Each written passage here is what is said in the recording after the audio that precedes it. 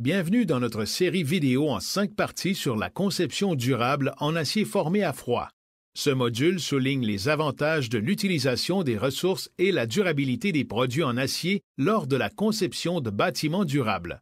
Pour plus d'informations sur les produits de construction en acier formé à froid et leur durabilité, regardez les autres modules de la série. Ce module porte sur la durabilité, l'énergie intrinsèque, les comparaisons entre différentes structures, la préfabrication, la réutilisation et le recyclage, le cycle de vie de l'acier, la réduction des déchets, l'adaptabilité et la flexibilité, les matériaux régionaux et le transport. Durabilité de l'acier formé à froid. La durabilité permet à un matériau ou à un élément d'exécuter sa fonction durant une longue période. Mais quand un élément ou un matériau d'un bâtiment exige de l'entretien ou son remplacement, ces actions peuvent avoir une incidence sur d'autres aspects environnementaux. Donc, la durabilité accrue d'un élément peut aider à réduire l'incidence environnementale globale du bâtiment. Malgré ce fait, les considérations à long terme de l'utilisation d'éléments durables et les économies de coûts qui en résultent sont souvent ignorées par les propriétaires de bâtiments qui ne veulent pas augmenter leur investissement initial ou sont incapables de le faire malgré la possibilité d'avantages économiques futurs. En outre, les cycles de vie des matériaux et des éléments, comme les poutres et les colonnes en acier, peuvent souvent être prolongés en les utilisant dans un autre bâtiment. Le crédit 1 de LEED pour la priorité régionale exige l'élaboration d'un plan de durabilité fondé sur la directive CSA S478 pour les bâtiments durables. En parallèle, cela requiert que l'équipe de conception prouve la façon dont la durée de vie prévue d'un bâtiment excédera la durée de vie de la conception et la façon dont les ensembles d'éléments ayant des durées de vie plus courtes que le bâtiment pourront être remplacés facilement. Énergie intrinsèque. Les titres des journaux qui décrivent l'énergie intrinsèque des matériaux de bâtiment en gigajoules par tonne sont beaucoup trop simplistes, lui enlevant pratiquement tout son sens. Par conséquent, il importe de pousser plus loin et de comparer des systèmes entiers, de tenir compte de l'énergie intrinsèque à l'échelle de l'élément ou du bâtiment. Dans ce sens, les fabricants et les fournisseurs progressistes commencent à fournir aux concepteurs de bâtiments des données sur l'énergie intrinsèque et les émissions qui en résultent. En surface, l'acier possède une énergie intrinsèque supérieure par tonne à celle du béton ou du bois d'œuvre. Cependant, sur une base comparable, comme pour une structure de bâtiment, il y a souvent peu ou aucune différence. Des questions comme le recyclage et la réutilisation compliquent les calculs de l'énergie intrinsèque. Le fait de tenir compte du contenu hautement recyclable de l'acier formé à froid réduit considérablement l'énergie intrinsèque et le carbone, ainsi que les autres émissions qui en résultent. Comparaison d'un bureau typique utilisant différentes structures. Même si l'acier contient plus d'énergie par unité de masse que d'autres matériaux structuraux, son rapport élevé résistance-poids signifie qu'un volume moindre de matériaux est requis pour la structure d'un bâtiment, ce qui permet aussi de réduire les impacts environnementaux du transport. Une étude de cycle de vie comparant des immeubles de bureaux de 4 et 8 étages indique une très légère différence entre les valeurs d'énergie intrinsèque pour 5 types différents de structures en acier et en béton. Ceci donne à penser que les comparaisons de toute la surface de plancher de bâtiments commerciaux fondés sur le matériau choisi pour la charpente ont très peu de signification quant à l'utilisation de l'énergie au cours de leur durée de vie. Construction par panneaux et préfabrication en utilisant une charpente en acier léger. Deux produits spécifiques en acier formé à froid, la charpente en acier léger et les systèmes de bâtiments en acier, sont idéales pour la préfabrication en usine, avant la livraison sur le chantier. Et même s'il y a certaines différences entre ces types de produits, les deux offrent plusieurs des mêmes avantages. La préfabrication et la construction par panneau d'une charpente en acier léger, quand toutes les sections de murs et de plancher sont préassemblées et livrées au chantier, prêtes à installer, offrent une efficacité accrue. Les avantages de cette méthode sont des structures légères. Les finis peuvent être appliqués à l'usine. les services peuvent être installés partiellement avant la livraison sur le chantier, et la capacité de mettre le revêtement avant la livraison. Construction par panneaux et préfabrication en utilisant des systèmes de bâtiments en acier. Avec les systèmes de bâtiments en acier, les colonnes d'acier, les éléments de revêtement et les accessoires sont conçus pour fonctionner comme un système intégré. Les avantages des systèmes de bâtiments en acier comprennent la fabrication d'éléments de charpente primaire et secondaire plus lourds dans une usine à qualité contrôlée, l'ingénierie de précision interne, des options infinies de configuration, de revêtement et de fini. Construction par panneaux et préfabrication en utilisant des systèmes de bâtiments en acier. La préfabrication, la construction par panneaux et les systèmes de bâtiments en acier offrent aussi un potentiel considérable d'avantages pour la viabilité, dont les impacts réduits sur le chantier. Le fait de passer moins de temps sur le chantier réduit les dérangements causés par les livraisons tout en réduisant le bruit et la pollution. Ces méthodes requièrent aussi moins de fondations, moins d'excavation, moins d'enlèvement de terre polluée et moins de béton dans le sol. Moins de défauts. Les conditions sur un chantier ne sont pas favorables à un travail de qualité. Une usine offre de meilleures conditions de travail et un bâtiment plus durable, de même qu'une amélioration du contrôle de la qualité, de la supervision et des procédures de vérification. Ils encouragent un raffinement plus efficace de la conception, des prototypes et des essais des services, ainsi que moins de rappels pour corriger des défauts. Réduction des déchets. La gestion d'une usine permet un meilleur contrôle du flux de déchets. Les concepteurs peuvent maximiser l'efficacité en ce qui a trait aux matériaux tout en réduisant les dommages matériels.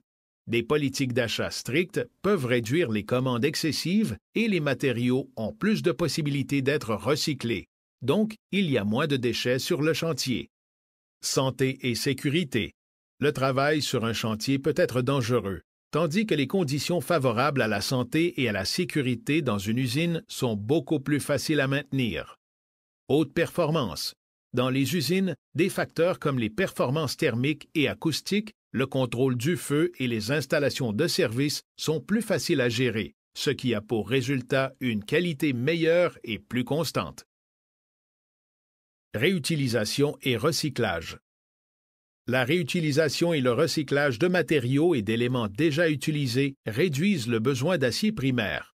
De plus en plus, les concepteurs recommandent de s'approvisionner en éléments en acier récupérés et spécifient leur utilisation dans les nouveaux projets. Ce faisant, les concepteurs peuvent s'attendre à ce que les matériaux soient recyclés ou réutilisés à la fin de leur vie utile. Plusieurs éléments en acier récupérés de rénovation ou de chantier de démolition sont réutilisables, y compris les sections de construction, le revêtement, les montants et les éléments plus petits. Réincarnation infinie, le cycle de vie de l'acier. L'un des plus importants avantages environnementaux de l'acier, c'est son contenu recyclé. Contrairement à d'autres matériaux, l'infrastructure du recyclage de l'acier est bien établie et ses qualités magnétiques facilitent son extraction parmi les autres déchets.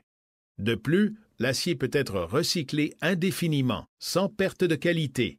Une pièce d'acier peut être une boîte de conserve, ensuite une pièce d'auto, et ensuite un montant dans un bâtiment, et peut être recyclé continuellement. Les procédés de recyclage de l'acier fournissent un produit fiable sans contamination ni détérioration du rendement. Il est donc complètement recyclé dans le sens le plus réel du terme. Avantage du recyclage et de la réutilisation de l'acier formé à froid. Les crédits 3 et 4 de LEED pour les matériaux et les ressources, concentrés sur la réutilisation et le recyclage dans le but de réduire sur le marché la demande d'acier vierge tout en réduisant les déchets, sont calculés selon la valeur du matériau.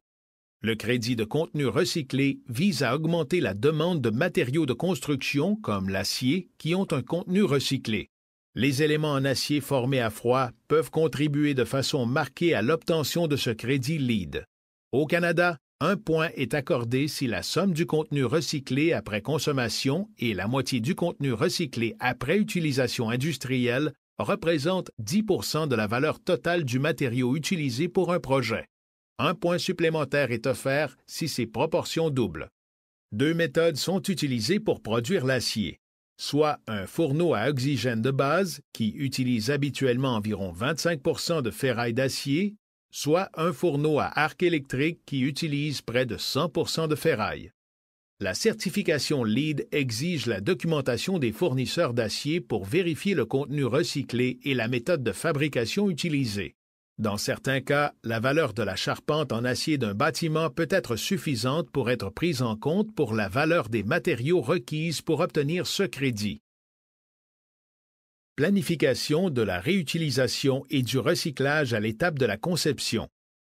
L'industrie de la construction doit repenser la façon dont sont construits et assemblés les bâtiments, en plus d'élaborer de nouvelles stratégies qui maximisent la réutilisation et le recyclage. Elle se doit d'établir des pratiques d'excellence pour optimiser l'utilisation et la valeur des éléments à la fin de leur cycle de vie, en même temps que des utilisations prudentes des ressources acquises lors de démolition, afin de réduire la quantité de ski fini dans les sites d'enfouissement. Une bonne planification à l'étape de la conception est la clé, car la manière dont un bâtiment est assemblé à l'origine affecte grandement la facilité de récupération de ces éléments à la fin de leur cycle de vie.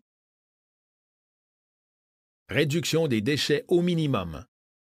L'utilisation de structures et d'autres éléments en acier contribue de façon marquée à réduire les déchets sur un chantier. Comme on peut le constater dans ce tableau, les métaux ne représentent qu'une faible proportion des déchets sur un chantier. De plus, les éléments en acier formés à froid sont habituellement fabriqués en respectant des tolérances strictes qui réduisent les déchets, et tous les résidus d'acier peuvent facilement être recyclés. Réduction des déchets au minimum. Le crédit LEED de réduction des déchets, MR Crédit 2, porte sur le volume énorme de débris de construction générés sur un chantier, et 1 ou 2 points sont offerts pour détourner des sites d'enfouissement 50 ou 75 respectivement des débris de construction, de démolition et de nettoyage.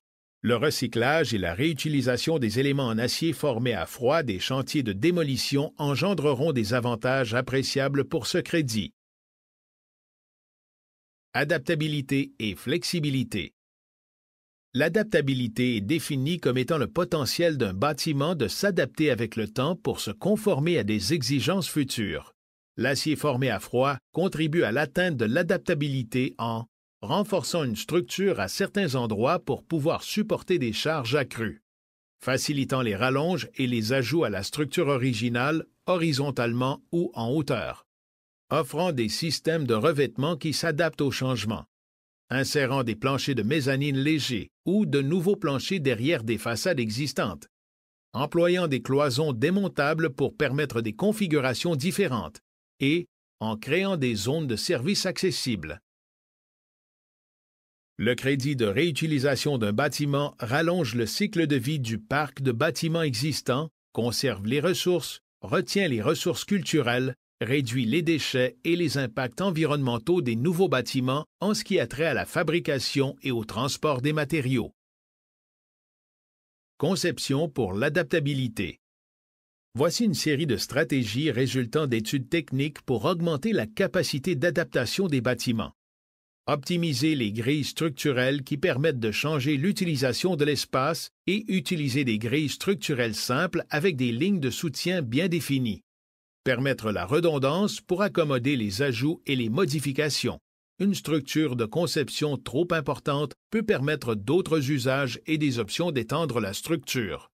Utiliser une structure et un revêtement séparés permet des altérations et des remplacements indépendants. Séparer les services à des endroits clairement accessibles pour permettre des changements et des mises à jour faciles. Des planchers surélevés peuvent aussi permettre des mises à jour et des services plus faciles. Des ajustements libres ajouteront de la redondance pour une adaptation plus facile aux ajouts et aux changements futurs. Augmenter la hauteur entre le plancher et le plafond. Les bureaux exigent un plafond plus élevé que les bâtiments résidentiels. Intégrer des finis qui facilitent les modifications ou les remplacements sans présenter de difficultés pour accéder aux autres éléments. Pour accommoder les changements futurs, gardez les conceptions simples. Des systèmes indépendants permettent des changements lorsque c'est nécessaire. Une interdépendance forte réduit la portée des changements. Fournir suffisamment d'espace pour le démantèlement, la rénovation ou l'ajout de nouvelles machines. Éviter les méthodes irréversibles. Des fixations réversibles comme des boulons et des vis peuvent habituellement être enlevées, tandis que les adhésifs, la soudure et le ciment peuvent souvent ne pas l'être. Éviter les matériaux composites complexes qui sont difficiles à séparer, y compris les traitements et les finis appliqués sur place. Incorporer chaque élément afin qu'il puisse être enlevé facilement et être recyclé lorsqu'il devient obsolète. Conception pour le démantèlement. La méthode de déconstruction consiste à séparer un bâtiment en ses éléments afin qu'il puisse être réutilisé ou recyclé. Ceci réduit les aspects destructifs des méthodes utilisées en préservant les éléments et les matériaux. Certains bâtiments en acier sont déjà partiellement démontés quand des éléments de structure en acier, comme des poutres à l'argile, sont enlevés sans dommage et utilisés dans un nouveau projet.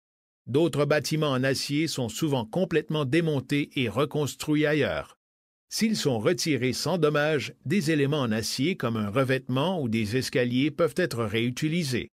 La facilité de déconstruction est affectée par les systèmes et les technologies utilisées pour la construction et la disponibilité de la documentation pertinente. Une étude soignée durant le processus de conception facilitera une plus grande réutilisation des éléments de structure en acier à la fin de la vie utile du bâtiment. Matériaux régionaux et transport. Le crédit LEED pour les matériaux régionaux est gagné en augmentant les matériaux fabriqués localement, ce qui réduit les impacts environnementaux du transport tout en soutenant l'économie locale.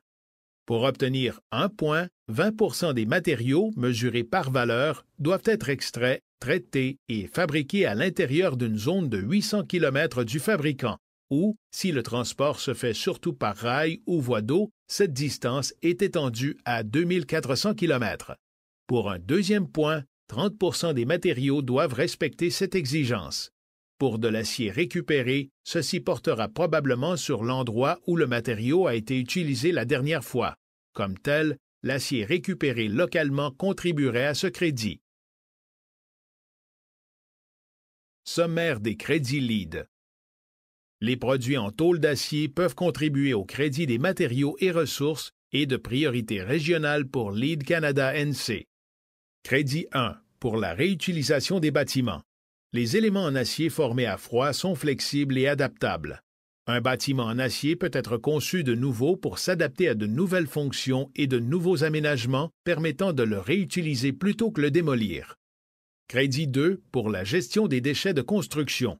La préfabrication et le travail en usine avec des éléments en acier formés à froid aident à contrôler le flux des déchets.